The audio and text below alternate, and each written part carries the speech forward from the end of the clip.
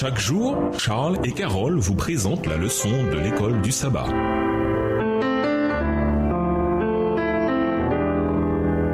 Bienvenue à votre émission. Dieu nous parle. L'oiseau de lundi, Jésus et les enfants. Lisons Marc 10, versets 13 à 16. Qu'a fait Jésus pour ceux qui lui amenaient des petits-enfants? Marc 10, les versets 13 à 16. On lui amena des petits-enfants afin qu'il les touchât. Mais les disciples reprirent ceux qui les amenaient. Jésus, voyant cela, fut indigné et leur dit : Laissez venir à moi les petits-enfants et ne les en empêchez pas, car le royaume de Dieu est pour ceux qui leur ressemblent. Je vous le dis en vérité, quiconque ne recevra pas le royaume de Dieu comme un petit enfant n'y entrera point. Puis il les prit dans ses bras, il les bénit en leur imposant les mains.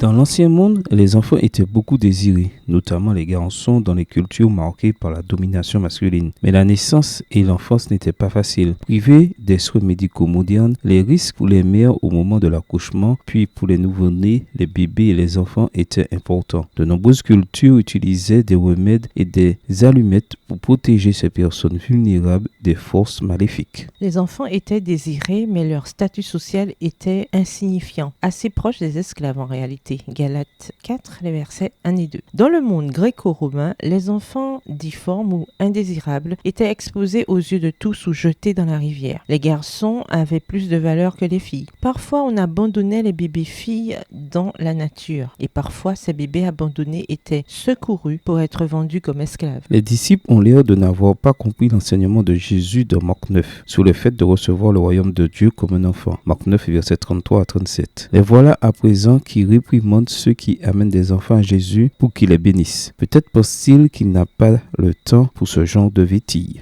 Il se trompe. Jésus est indigné. D'un bout à l'autre de Marc, Jésus a des réactions qui frappent les gens. Il est intéressant de noter que l'une de ces réactions les plus vives concerne des personnes qui voulaient tenir des enfants éloignés de lui. Il insiste pour que les disciples ne se mettent pas en travers de leur chemin. Pourquoi ? Parce que le royaume de Dieu leur appartient, que l'on doit recevoir ce royaume avec l'attitude et le point de vue d'un enfant, c'est-à-dire avec une confiance simple et implicite en Dieu. Ne donnez pas une mauvaise image du Christ en n'ayant pas vous-même un caractère chrétien. Ne retenez pas les petits-enfants loin de lui par votre froideur et votre dureté. Ne leur donnez jamais l'impression que le ciel ne sera pas un endroit plaisant si vous y êtes. Ne parlez pas de la religion comme d'une chose que les enfants ne sauraient comprendre et n'agissez pas comme si vous pensiez qu'ils ne l'accepteront pas le Christ pendant leur enfance. Qu'ils n'accepteront pas le Christ pendant leur enfance. Ne leur donnez pas la fausse impression que la religion du Christ est lugubre et que pour venir au Sauveur, ils doivent renoncer à tout ce qui rend la vie joyeuse. Extrait du livre Jésus-Christ, chapitre 56, page 467, écrit par Ellen G. White. Comment mieux révéler Jésus aux enfants qui sont autour de vous ? Au revoir. Et à demain si Dieu veut.